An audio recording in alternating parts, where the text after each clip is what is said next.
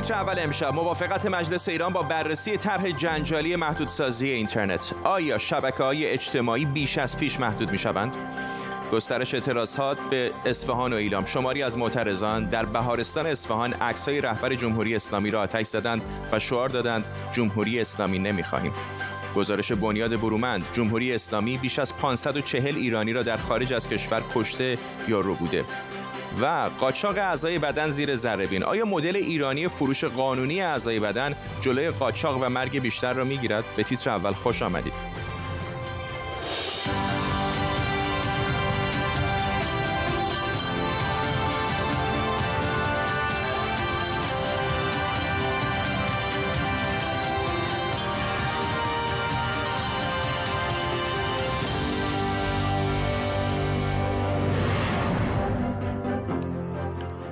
سلام به شما. نمایندگان مجلس شورای اسلامی با 121 رأی موافق به رسیدگی به طرح جنجال برانگیز صیانت از حقوق کاربران و ساماندهی پیام‌رسان‌های اجتماعی در کمیسیون ویژه رأی دادند. طرحی که بسیاری رو از احتمال اعمال محدودیت‌های بیشتر روی اینترنت در ایران نگران کرده. بر اساس این طرح به برنامه‌هایی مثل اینستاگرام 4 ماه مهلت داده میشه که نماینده‌ای در ایران معرفی کنند. در غیر این صورت عملاً امکان دسترسی مردم به اون محدود میشه.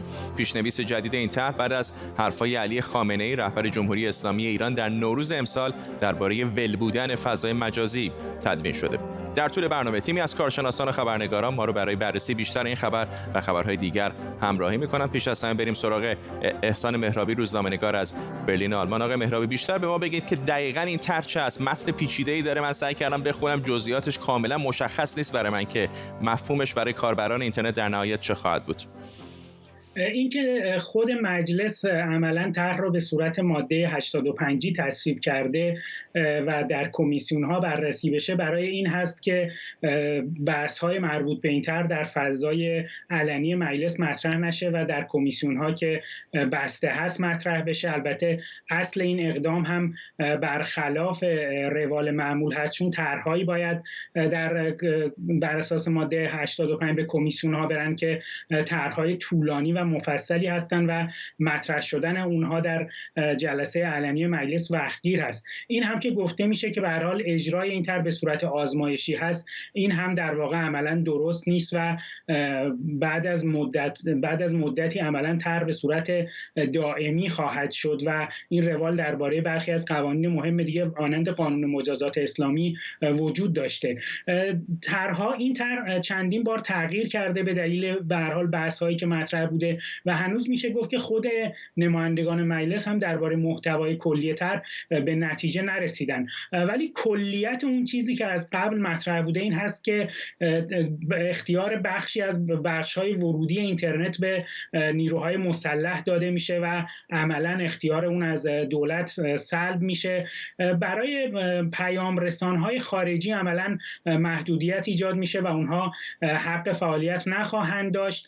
اینترنت به صورت طبقه بندی شده خواهد بود و برای گروه‌های مختلف به تعبیری حالا بر اساس اون امکان فنی یا باید اجازه استفاده از VPN داده بشه و یا اینکه به هر حال اینترنت سطح بندی داشته باشه مانند اون چیزی که الان به هر حال مانند اینترنت خبرنگاران یا بحث‌های دیگر مطرح است. بنا هست که شبکه‌های اجتماعی داخلی هم به نوعی سوبسیدهایی دریافت بکنن و بتونن خودشون را تقویت بکنن و بر اساس ترافیک بازدید دولت به اونها پولی پرداخت بکنه و به تعبیری حمایت بشن. اینها البته بخش‌های اولیه طرح بوده و ممکنه که در نهایت تغییر بکنه. بخشی از این طرح هم به هر حال چون در ابتدای دولت آقای رئیسی مطرح میشه هم به نوعی از دیدگاه برخی از خود اصولگرایان پوست خربزه زیر پای دولت هست و بازتاب بدی داره برای دولت آقای رئیسی و برای همین برخی از گروه‌های خود اصولگرایان یا نمایندگان اصولگرا هم با این طرح مخالف بودن. اما به هر حال اون مطلوب خود آقای رئیسی یا مجلس یا آقای خامنه‌ای این هست که وضعیت اینترنت به شکل فعلی قابل دوام نیست و باید یک سری محدودیت‌هایی برای اون ایجاد بشه. البته نوع این محدودیت‌ها به هر حال تا تا حدودی بستگی داره به اون برداشتی هم که از فضای اجتماعی دارن و ممکنه که در بخش‌هایی از این طرحشون تجدید نظر بکنن، اما کلیت طرح به هر حال اجرا بشه. ممنونم از شما احسان مهرابی، روزنامه‌نگار از برلین آلمان با ما. همونطور که گفتیم رسیدگی به طرح جنجالی که اسمش رو حمایت از حقوق کاربران گذاشتن در یک کمیسیون ویژه امروز توی مجلس تصویب شد و یک قدم دیگه به قانون شدن نزدیک شده. طرحی که هم کاربران اینترنت رو از فیلتر شدن بیشتر نگران کرده و هم صاحبان مشاغلی که توی فضای مجازی فعالن. طرح حمایت از حقوق کاربران در فضای مجازی چند تا بخش اصلی داره که مهمترینش اینه تشکیل یک کمیسیون برای تعیین و اعمال مقررات اجرایی یا اونطوری که توی متن اومده تنظیمگری. این طرح پارسال در کمیسیون فرهنگی مجلس تصویب شد و تیر ماه هم آخرین نسخش به صحن علنی رفت. طرحی که تحت تاثیر نارضایتی خامنه‌ای از فضای مجازی که اون رو بارها ولنگو باز خونده. خب متاسفانه فضای مجازی کشور ما هم که اون رعایت‌های لازم با وجود این همه تأکیدی که من کردم درش صورت نمیگیره و در یک جهاتی وله واقعا که باعث اون کسانی که مسئول هستن حواسشون باشه. در کنار انواع مراکز مختلف از جمله شورای عالی فضای مجازی، حالا این طرح در خود بدنه این شورا کمیسیونی رو تشکیل میده که کارش تقویت پیام‌رسان‌ها و شبکه‌های اجتماعی داخل کشور و زیر نظر گرفتن فضای مجازی. به عقیده خیلی‌ها زمینه ممنوعیت اینستاگرام و پیام‌رسان‌های پرطرفداری مثل واتساپ در کشور رو فراهم میاره. اونم در شرایطی که تجربه‌های قبلی در ایجاد شبکه‌های اجتماعی داخلی و پیام‌رسان‌های داخلی با شکست روبرو شده. تا زمانی که مشابه ایرانیش نساختیم یا یک فضای خارجی تا فضای تولید نشد که بیا جایگزین اون بشه، ما اجازه نمیدیم تو این طرحمون فیلتر بشود اینستا، توییتر، تلگرام. شکست در فیلتر کردن پیام‌رسان محبوب تلگرام تا اونجا پیش رفت که برخلاف ممنوعیت تلگرام از 2 سال پیش کم کم همه رسانه‌های داخلی از جمله صدا و سیما به تلگرام برگشتن. با اینکه توییتر در ایران فیلتره، خیلی از مقامات ایران و حتی خود آقای خامنه‌ای هم در اون حساب دارن. اما این طرح تازه گذشته از کاربران اینستاگرام باعث نگرانی صاحبان مشاغلی شده که در شبکه‌های اجتماعی، پلتفرم‌ها یا بازارهای مجازی فعالیت میکنن. همه این اتفاقها وقتی میفته که هم رئیس جمهوری بعدی قول داده که فضای مجازی رو به قول خودش ساماندهی کنه و هم نزدیکانش ازش خواستن هر چه زودتر اینستاگرام رو فیلتر کنه. اما خیلی از کارشناسان ارتباطات میگن مسدود کردن اینستاگرام که بیشتر جایی برای سرگرمی اطلاع رسانی، آموزش و ارتباط با دیگرانه و همینطور پیام رسان‌های پر استفاده فقط به نارضایتی بیشتر مردم و به خصوص نسل جوان منجر میشه و دردی از تمنای حکومت برای نظارت یا تزریق فرهنگ منطبق با حکومت اسلامی درمون نمیکنه. علی اکبر موسوی خوئینی، نایب رئیس کمیته مخابرات مجلس ششم ایران از میلند آمریکا با ما. آقای موسوی خوئینی، یک مشکل فنی هست دیگه برای جمهوری اسلامی ایران اینترنت، برای اینکه میخوان یک جوری تحت کنترل داشته باشن اونطوری که میخوان محتوا تولید بشه، ولی خب این با نفس اینترنت در تناقض هست. فکر میکنید از این راه حل های سیاسی میتونن از زعم اونها به این مشکل فنی فائق بشن؟ سلام عرض می‌کنم خدمت شما و بینندگان گرامی. متاسفانه پاسخ شما را عرض می‌کنم که هم بله هست هم خیر. بله به این معنا که از نظر فنی یک راه حل هایی وجود داره و تا حالا هم یه 60% جلو رفتن که نیم بند همین به اصطلاح ما میگیم فیلترنت رو در داخل ایران دارن اجازه میدن داره استفاده بشه. ولی فاجعه اینه که از این راه فنی که بیشتری هم وجود داره و به دلیل مقاومت هایی که در دوره دولت آقای روحانی با وزارت همین آقای جهرومی و امثال هم در واقع وجود داشته، با این مقاومت ها یه بخشی رو اینها اجازه پیدا نکرده بودن که در واقع بهش شبیخون بزنن. اون چی که امروز اتفاق افتاد در مجلس فرمایشی که پارسال در پس کرونا مجلس حداقلی شکل گرفت که انتخابات مهندسی شده ای داشت، در غیاب آقای غالباف و فرارش به سوریه برای اینکه تو این جلسه نباشه چون این دستور یا جورایی میشه گفت که نظر زیرکانه آقای خامنه‌ای بود به این شکل در بیاره، یک شبیخون بود، یک جورایی سلاخی اینترنت هست. میخوام بگم که همه باید نگران باشن، همونطور که نگرانی ابراز کردن تو این چند روز گذشته، اما نباید ناامید بود چون هم به لحاظ فنی بازم راه حل‌های دیگه‌ای وجود داره، ولی بسیار کارو سخت‌تر از اون چیزی که خواهند به اصطلاح وجود داره خواهند کرد. میخوام یک توضیح مختصری در این زمینه عرض بکنم. معنیش اینه که در واقع از این به بعد اصلا بحث اینترنت جهانی مطرح نخواهد بود. اون چیزی که داخل کشور وجود داره، اصلا بحث فیلتر کردن دیگه مطرح نخواهد بود. با این طرحی که در ذهن بیمار بعضی‌ها به اصطلاح کارشناسا که به آقای خامنه‌ای به اطلاعات سپاه و اونجا پخت و پس کردن، امروز تصویبش کردن بردن در یک کمیسیون پستویی اصل 85 تصویب بشه، اینه که اینها میخوان اساسا بگن که از این بعد مثل یه منیو رستوران بگن ما همین غذا رو داریم. اصلا چیزی به نام اینترنت جهانی، سرورهایی که پلتفرم‌هایی که بین‌المللی هستش مثل اینستاگرام، توییتر، فیسبوک و همین کلاب هاوس، خیلی موارد دیگه، اساسا میتونن از این بعد بگن که ما همچین چیزی تو داخل کشور وجود نداره که بخواید اصلا شما فیلتر کنیم یا اینها. همینی که الان هست، یک چیزی به نام اینترنت، دروغ میگن اسم اینترنت ملی، اصلا همچین چیزی ما تو واژه‌های فنی و دانشگاه هیچ همچین چیزی نداریم. این آقایی هم که الان اومدن سخنگوی فرهنگی کمیسیون فرهنگی اومدن گفتن که ما قول میدیم تا جایگزینش رو نساختیم اینا رو نمیبندیم، این هم دروغ هست. کمان که تا حالا این کارو نکردن، فیلتر کردن تلگرام رو 40 خورده‌ای به عبارت خودشون، ولی 50 میلیون اقلا دارن از تلگرام استفاده میکنن با فیلتر شکن. اما اینا نمیخوان دیگه اصلا با فیلتر شکن دیگه اینها بتونه باز بشه. میخوان بگن اصلا چیزی داخل کشور اجازه نمیدیم وارد بشه که بخواد فیلترش کنن یا دورش بزنن. یک اتفاق فاجعه بزرگتری در راهه، اونم به خاطر اینکه کلا میخوان تصمیمات بزرگتری بگیرن که فکر میکنن مثل همین حوادث خوزستان و اینا پیش بیاد، بتونن کل اینترنت رو هر جوری خواستن کنترل بکنن و ببندن، شاتداون کنن در اون جایی که اون تصمیمات خطرناکی میخوان بگیرن. خواهیم دید که ظرف 2 هفته آینده این دولت جدید تصمیمات بسیار خطرناکی رو قرار بگیره. رئیس ستاد آقای رئیسی به دروغ اومد در قبل از انتخابات گفت هر فاصله داریم، اما امروز جلسه رو ایشون اداره کرد. آقای رئیسی باید بلافاصله نظرش رو اعلام بکنه. رئیس ستادش با مدیریت ایشون این طرح فاجعه امروز تصویب شده و ملت ایران باید بهوش باشن، از همین الان از اینها مطالبه گری کنن. امیدوار هستم که مردم حواسشون باشه و به خصوص فعالین ایرانی متخصصین در خارج کشور رو عرض می‌کنم که آماده بشن برای مقابله با کسانی که ایران رو میخوان به سمت کره شمالی شدن ببرن که نخواهند توانست انشالله. ممنونم از شما. علی اکبر موسوی خوئینی، نایب رئیس کمیته مخابرات مجلس ششم از مریلند آمریکا. اما اجازه بدید موضوع را از جنبه‌های اقتصادی هم بررسی کنیم. نوید جمشیدی، روزنامه‌نگار اقتصادی از تهران با ما همراه شده. آقای جمشیدی، شما در تهران هستید، بهتر از من میدونید در این سالهای گذشته شبکه‌های اجتماعی به خصوص اینستاگرام محل کسب و کار بسیاری هم شده. اصلا چقدر چنین چیزی ممکن هست با توجه به این گره خوردن شبکه‌های اجتماعی به معیشت مردم بتونن اونها رو محدودتر از اینی که هست بکنن؟ با درود، من بعید میدونم که این اتفاق قابل انجام باشه و اگر نیاد اون روز که همچین اتفاقی بیفته ما یک آسیب حداقل اقتصادی بسیار بسیار شدیدی رو خواهیم خورد.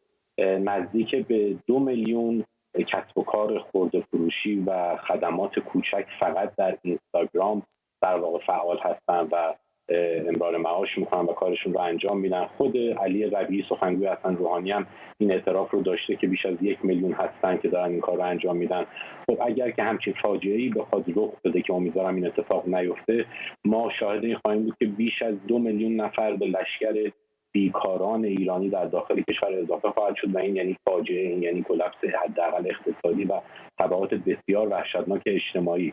ما بسیاری از قسمت‌ها رو داریم می‌بینیم که در کسب و کارهای خرد، در خدمات مختلف از جمله در صنعت گردشگری، فروش پوشاک، عرض کنم رستوران‌ها و غیره دارن از این پلتفرم‌ها استفاده می‌کنن. به خصوص اینستاگرام در ایران بسیار محبوب هست و راحت است. علاوه بر این از مسنجرهای مثل واتساپ در واقع استفاده بسیار زیادی داره انجام میشه.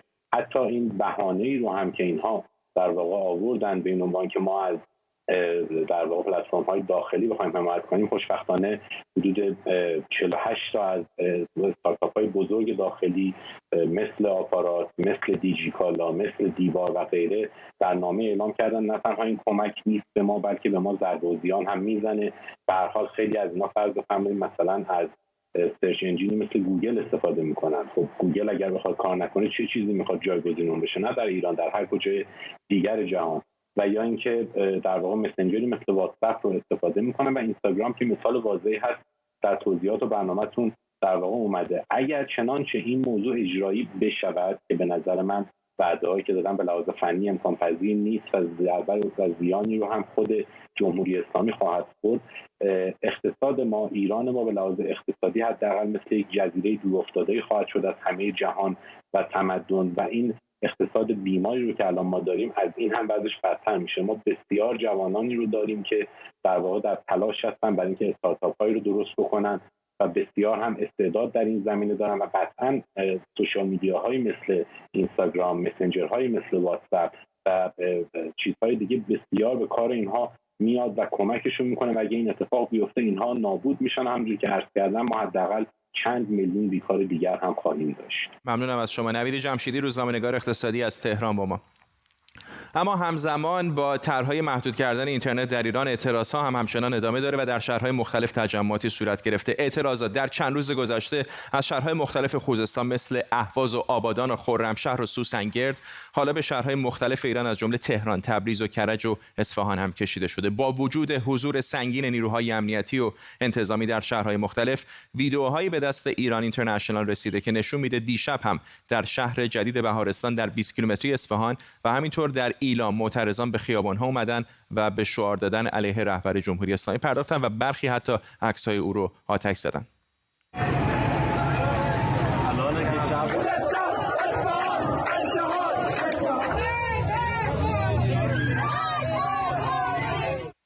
در همین حال حمایت گروه‌های مختلف هنرمندان، روشنفکران، نویسندگان و شاعران از اعتراضات اخیر ایران که در حال گسترش ادامه داره. در یکی از تازه‌ترین‌ها بیانیه‌ای توسط حداقل 130 نویسنده و شاعر منتشر شده که در اون گفتن هر گونه برخورد خشونتبار با معترضان رو به شدت محکوم می‌کنن و در کنار معترضان ایستادن.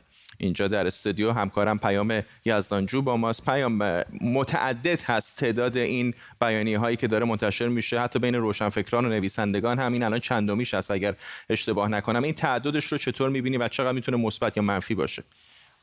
درسته فرداد. یه دلیل اصلی این ماجرا این است که خب تشکل‌هایی که فراگیر باشن و بتونن کل مثلا هنرمندها یا نویسنده‌ها رو یا بخش بزرگشون رو نمایندگی بکنن یا اجازه فعالیت پیدا نکردن یا اینی که فعالیتشون بسیار محدود بوده. در همین زمینه مثلا کانون نویسندگان خب فعالیت خیلی خیلی محدودی داشته و از طرف دیگه تشکل‌های موازی شکل گرفتن. در نتیجه خیلی ها ممکنه که نتونن از طریق اون مجاری رسمی اعلام موضع بکنن. به همین دلیل می‌بینیم که خیلی تنوع هست، تعدد هست. جنبه مثبت ماجرا میتونه این باشه که خب چند صدایی ایجاد میکنه، یعنی بعضی ها که موضع متفاوتی دارن میتونن بیانیه‌ای رو امضا بکنن که دیدگاه اونها رو بازتاب میده. در مورد اعتراضات ممکنه یه هنرمند یا یه نویسنده‌ای فرضاً موضعش این باشه که من از اعتراضات خوزستان حمایت میکنم ولی با اقدامات دیگه ممکنه که موافقت نداشته باشه.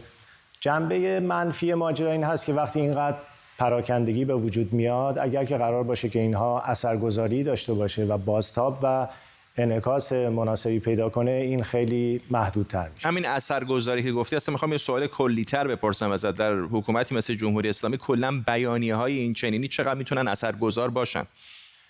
خب فکر میکنم دقیقاً این نکته است که هنرمند یا نویسنده‌ای که میخواد همچین بیانیه‌ای رو امضا کنه در وهله اول بهش خیلی فکر میکنه. تو بحثایی که در همین برنامه داشتیم در روزهای گذشته خب نمونه‌هاش رو زیاد داشتیم. بعضی از هنرمندها یا نویسنده‌ها ممکنه فکر بکنن که خب من با کاری که میکنم میتونم اثر دراز مدت‌تر و موندگارتر و عمیق‌تری بذارم.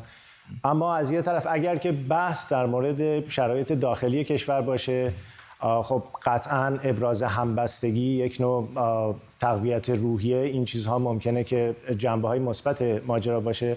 اما اگر که تصور کنیم که اینها میتونه مثلا موجب جلب توجه افکار عمومی دنیا بشه، نه واقعاً، به این دلیل که خب اولا خیلی از این آدم‌ها برای رسانه‌های دنیا شناخته شده نیستن و از اون طرف رسانه‌های دنیا هم این اتفاقات ممکنه که واقعاً در برنامه‌های مورد علاقه‌شون یا در اولویت‌های خبریشون نباشه. ممنونم از تو پیام یزدانجو، همکارم اینجا در استودیو با ما. مرکز حقوق بشر عبدالرحمن برومند با انتشار گزارشی نوشته بیش از 540 ایرانی رو که قتل یا آدمربایی موفقیت آمیز اونها به جمهوری اسلامی ایران منتسب هست رو شناسایی کرده. این بنیاد نوشته از انقلاب 1357 به بعد عوامل جمهوری اسلامی صدها حمله علیه پناهندگان در کشورهای مختلف به عمل آوردن. این بنیاد در ادامه اشاره کرده تعداد قتل‌ها در دهه 1370 با بیش از 397 مورد به اوج رسید. رویا برومند مدیر اجرایی بنیاد عبدالرحمن برومند از واشنگتن دی سی با ماست. خانم برومند، به نظر می اومد که شاید بعد از دادگاه میکنوس همچین تصوری به وجود آمده بود که جمهوری اسلامی متوقف بکنه، ولی به نظر میاد به خصوص در چند سال اخیر دوباره این کشتنها و ربودنها افزایش پیدا کرده. درسته، بعد از دادگاه میکنوس تعداد قتل ها در اروپا مخصوصا کاهش یافت. البته به چند رهبر زرتشتی، فعال زرتشتی کشته شدند که به بهانه های مختلف قتل به عنوان قتل غیر سیاسی تلقی شدند، اما واقعا قتل سیاسی بودند. منتها درسته در سالهای اخیر دوباره در اروپا شدت گرفته، در عراق، در کردستان عراق، در ترکیه و در پاکستان این قتل‌ها و ربودن‌ها اتفاق افتاده و بنابراین ما فکر می‌کنیم که وقت اون رسیده که جامعه بین‌المللی هوشیاری بیشتری داشته باشه در این مورد. اشاره کردید به جامعه بین‌المللی و هوشیاری اونها. فکر می‌کنید آیا کشورها به خصوص مثلا اروپایی‌ها مماشات می‌کنن تا حدودی؟ الان مثلا می‌دونیم آقای جمشید شارمد شهروند آلمانی نزدیک 1 سالی هست در ایران هست. مثلا آلمان میتونه سفارتش رو در ایران ببنده. میدونید چی میگم؟ آیا اقدامات اروپایی‌ها رو کافی می‌بینید؟ متاسفانه خیر. اروپایی ها به دلایل مختلف، از اگر خاطرتون باشه به هر حال در دهه 60 گروگانگیری خیلی زیاد بود، بمبگذاری بود و بنابراین اروپایی ها تلاش کردن، مخصوصا آلمان، فرانسه. آلمان روابط نزدیک با اطلاعات ایران داشت، روابط تجاری خیلی زیادی نسبت به بقیه اروپایی ها داشتن و هنوز هم به هر حال جزو اولی ها هستند. بنابراین مقامات آلمان به هیچ وجه دردسر با ایران نمیخواستند. حتی میکنوس هم اگر که قوای متفقه در برلین مستقر نبودن احتمالاً هیچ کس بازداشت هم نمیشد. منتها خب قوه قضاییه آلمان و اون دادستان و اون قاضی از خودشون استقلال خیلی زیادی نشون دادن و زیر بار فشار نرفتن. اگر نه اروپایی ها بیشتر، حتی اگر که ابراز نارضایی بکنن، نهایتاً بهای سنگینی برای ایران نداشته. یعنی حتی پیش از اینکه محاکمه قاتلان آقای بختیار شروع بشه، یک مجله فرانسوی گزارش داد که یک محموله اسلحه برای ایران از طریق هواپیمای الجزایری رفته و در قبرس جابجا شده. خلاصه میخوام بگم که اینجا قصور کردن و گاهی وقتا شهروندان خودشون هم از این نظر بهای پرداختن، مثل توی نروژ مثلا که ناشر سلمان رشدی 3 گلوله خورد. البته خوشبختانه فوت نشد، ولی به هر حال برای اروپایی ها خیلی روشن بود. برای پدر من مثلا فوری پلیس ضد تروریسم آمد. یعنی اگر که نمیدونستن یا اگر متوجه نبودن که ایران مسئولیت این کارا رو داره، پلیس ضد تروریسم با سرعت وارد قضیه نمیشد. لااقل قتل عادی رو کمی تحقیق میکردن راجبش. بنابراین میدونستن و از وظایف خودشون نسبت به پناهنده ها بیشترشون، نه همه، فرار کردن و ما فکر میکنیم که هم به ضرر اونها بوده هم به ضرر ما. بله، ممنونم از شما. رویا برومند مدیر اجرایی بنیاد عبدالرحمن برومند از واشنگتن دی سی با ما. همونطور که گفتم یک سال پیش جمشید شارمت فعال سیاسی ساکن لس آنجلس که برای سفری کاری به دبی رفته بود ناپدید شد. چند روز بعد یعنی روز 11 مرداد وزارت اطلاعات ایران در اطلاعیه‌ای از دستگیری او خبر داد. کمی بعد در همین برنامه از طریق اطلاعات رهیاب گوشی آقای شارمت که خانواده او در اختیار ما گذاشته بود مسیر ربودن او از دبی به عمان و از اونجا به ایران مشخص شد. از آقای شارمت بعد از گذشت یک سال جز پخش اعتراف اجباری خیلی کوتاه از تلویزیون جمهوری اسلامی اطلاع چندانی در دست نیست. غزاله شارمت فرزند جمشید شارمت از کالیفرنیا با ماست. خانم شارمت، پیش از هر چیز میخوام ازتون بپرسم آیا اطلاعات جدیدی از وضعیت پدرتون بعد از یک سال دارید؟ باورتون میشه که بعد از یک سال ما هنوز هیچ چیزی نمیدونیم. یعنی آخرین بار که باشون تماس گرفتیم دقیقاً این روز بود یک سال پیش. بعد از اون ما هنوز نمیدونیم کجا گرفتنشون، هنوز نمیدونیم چه جوری گرفتنشون، برای چی، کجا الان ازش نگهداری میشه، پروندهش چی هستش، در چه حالی هستش. هنوز هیچ کسی که ما بهش اطمینان داریم نتونسته بره اونجا و پدر منو ببینه، یعنی حضوراً ببینه. بعد از یک سال هیچ پیشرفتی نکردیم و این واقعاً خیلی بده. میدونم که پدر شما شهروند آلمان هست. همین الان پیش از شما داشتم با خانم برومند از بنیاد برومند صحبت می‌کردم. چقدر کارآمد می‌بینید عملکرد دولت آلمان رو تا اینجا؟ به هر حال می‌دونیم که آلمان در تهران سفارت داره، سفیر داره، روابط تجاری و سیاسی کم و بیش با ایران همچنان برقرار هست. فکر می‌کنید آیا دولت آلمان به اندازه کافی اقدام کرده برای پدر شما؟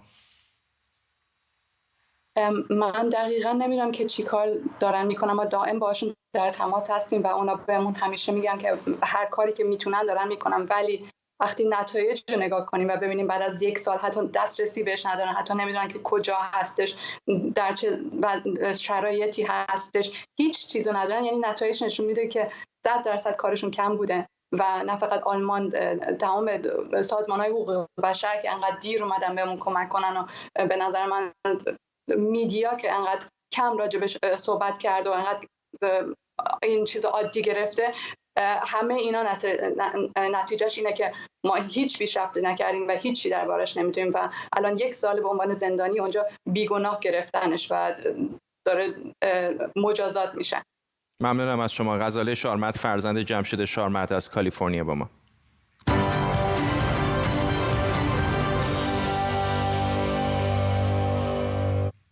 بیننده تیتر اول چهارشنبه هستید. نگاه بندازیم دوباره به سرخط خبرهای مهم. نمایندگان مجلس شورای اسلامی با بررسی طرح محدود کردن اینترنت در کمیسیون فرهنگی موافقت کردند. این طرح با واکنش‌های انتقادی گسترده روبرو شده و بسیاری نگرانند اینترنت در ایران حتی از حالت فعلی هم محدودتر بشه. در ادامه اعتراضهای خوزستان، معترضان در ایلام و اصفهان هم به خیابون اومدند. در بهارستان اصفهان مردم شعارهایی چون خوزستان، اصفهان، اتحاد و مرگ بر خامنه‌ای سر دادن و عکس رهبر جمهوری اسلامی رو هم آتش زدن. همونطور که کمی پیشتر هم بهتون گفتم، بنیاد حقوق بشری برومند اعلام کرده هویت بیش از 540 ایرانی رو در خارج از کشور که قتل و یا آدمربایی موفقیت آمیز اونها به جمهوری اسلامی منتسبه رو شناسایی کرده. و در زیر ذره‌بین امشب قاچاق اعضای بدن رو بررسی می‌کنیم و سیستم جنجالی خرید و فروش کلیه در ایران که مخالفان و موافقان زیادی داره.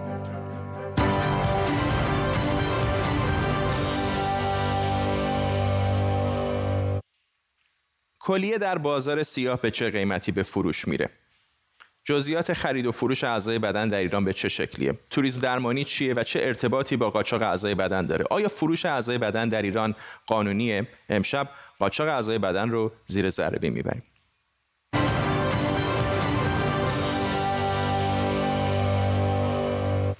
تیر ماه سال 1393 خبر اومد که یک تبعی سعودی زیر عمل پیوند کلیه در ایران فوت شده. 2 هفته بعد وزارت اطلاعات اعلام کرد اعضای یکی از باندهای اصلی قاچاق اعضای بدن انسان رو دستگیر کرده. سال 93 کلیه با گروه خونی او مثبت تا 120 میلیون تومان هم قیمت گذاری میشد. به قیمت امروز میشه چیزی حدود 430 میلیون تومان. همون موقع افراد غیر ایرانی حاضر بودند تا 300 میلیون برای یک کلیه پرداخت کنند. به قیمت امروز یعنی چیزی حدود 1 میلیارد و 90 میلیون تومان. ایران تنها کشوریه که فروش اعضای بدن در اون غیر قانونی نیست، اما فروش اعضای بدن به اتباع خارجی ممنوعه.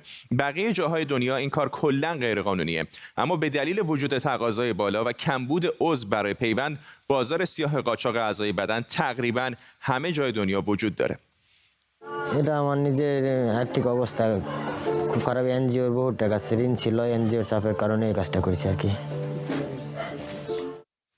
سال 2019 بیش از 153,000 عمل پیوند اعضا در جای جای دنیا انجام شده. هر 17.5 ساعت یک پیوند عضو. این مقدار کمتر از 10% نیاز جهانه. در سال 2019 کلیه با بیش از 100,000 پیوند از بقیه اعضای بدن بیشتر اهدا شده. بعد از اون هم پیوند کبد و در مقام بعدی پیوند قلب بوده و عضوهای دیگه هم که اینجا پشت سر من می‌بینید.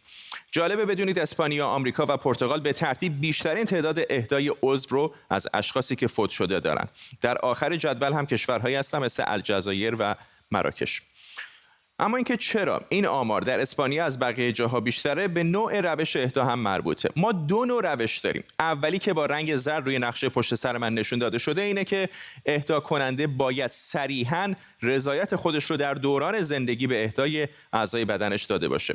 ایران و انگلستان و آمریکا از این دسته هستند. و روش دوم یعنی رنگ آبی فرض بر اینه که رضایت اهدا کننده در زمان فوت گرفته شده مگر اینکه قبل از مرگ مخالف باشه یا خانواده‌اش مخالفت کرده باشن. اسپانیا جزء این دسته است و یکی از دلایل تعداد بالای اهدا کننده ها هم به همین خاطره. از کشورهای با رنگ خاکستری هم اطلاعاتی در دست نیست.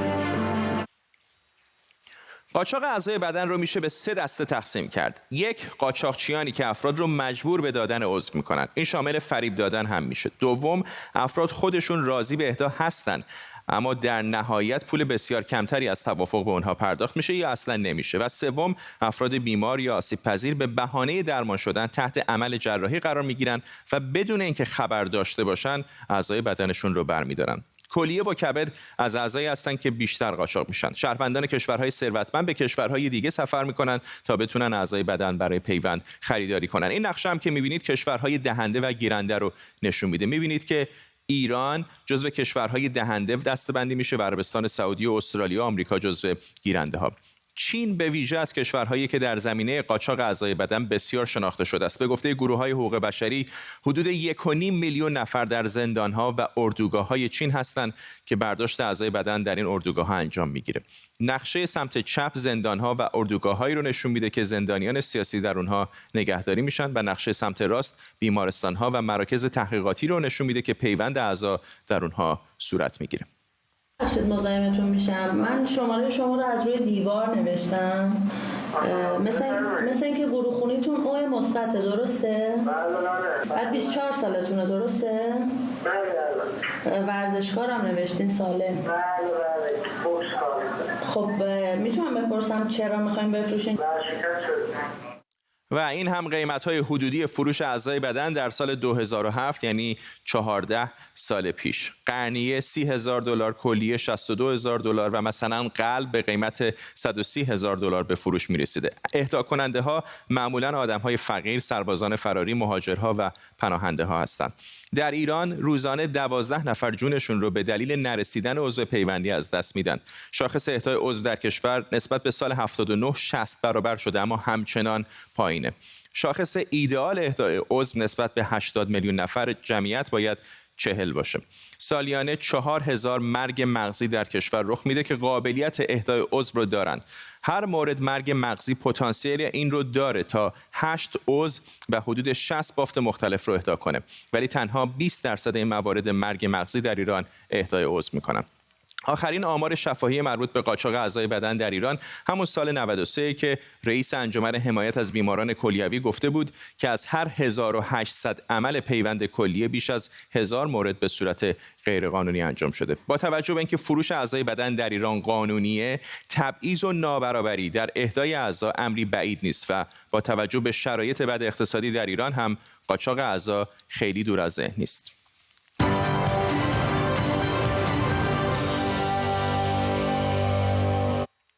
امانوئل مکرون رئیس جمهوری فرانسه در اولین سفر رسمیش به مجمع الجزایر پولینزی به مردم این منطقه قول شفافیت در مورد چندین دهه آزمایش اتمی مخفیانه در این جزایر رو داده. او گفته پاریس به مجمع الجزایر پولینزی به دلیل انجام آزمایش‌های هسته‌ای در اون منطقه بدهکاره. امانوئل مکرون از بومیان این جزایر اما به خاطر آزمایش‌های اتمی عذرخواهی نکرده.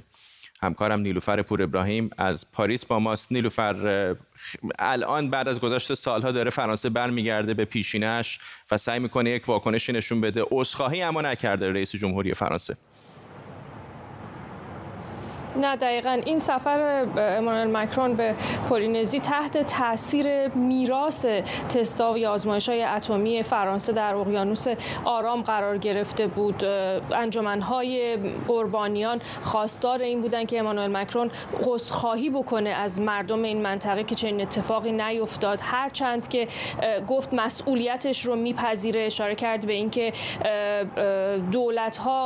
دولت‌های قبلی در فرانسه مدت طولانی تصمیم گرفته بودن که در مورد این موضوع سکوت کنن، ولی او حالا سکوت رو میشکنه، تمام واقعیت ها رو خواهد گفت، اون چیزی که اتفاق افتاده، اون چیزی که میدونستن در اون زمان و چیزی که حالا میدونن و با مردم شفاف خواهد بود. اشاره کرده به اینکه قرار هست آرشیو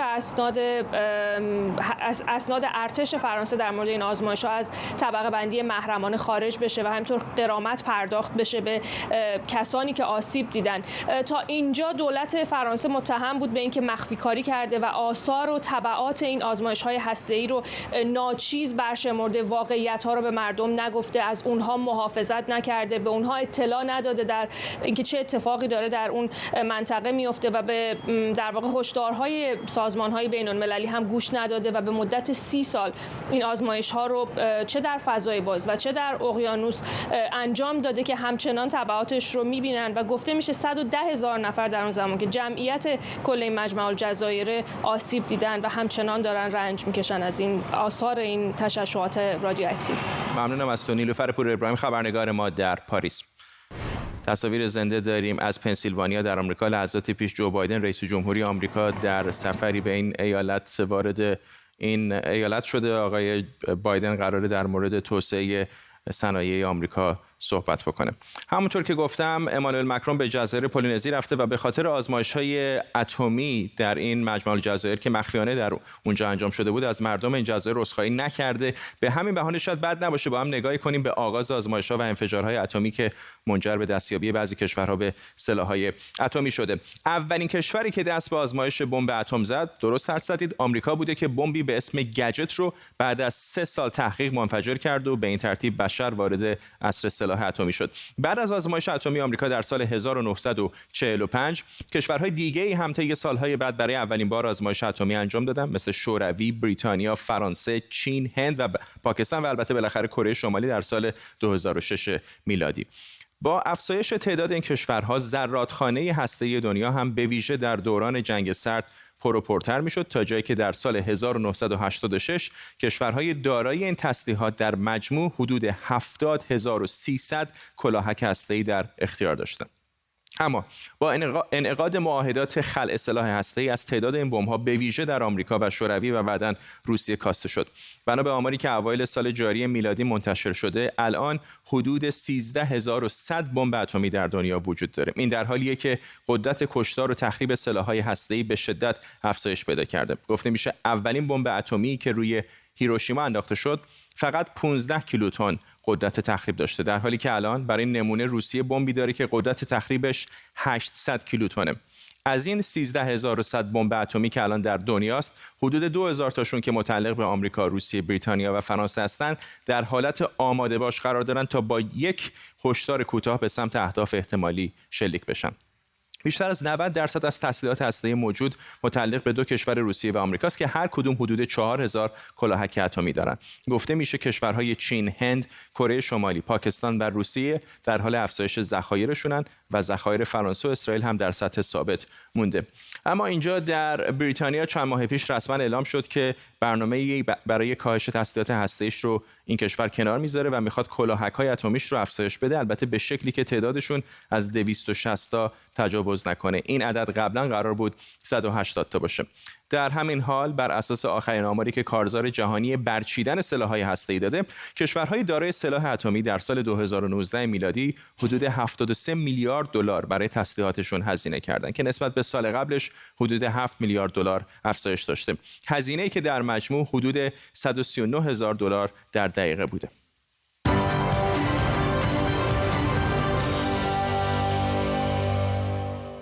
خب بریم به هند که اتفاقا یکی از کشورهایی که سلاح هسته‌ای هم داره. آنتونی بلینکن وزیر خارجه آمریکا در سفر 2 روزش به این کشور رفته و امروز با وزیر خارجه این کشور هم دیدار کرده. گفته شده گفتگو در مورد وضعیت افغانستان، سیاست‌های چین در آسیا و همینطور ایران هم از موضوعات بحث این سفر خواهد بود. همکارم جواد همدانی از اسلام آباد با ماست. جواد، بیشتر به ما بگو در مورد این سفر.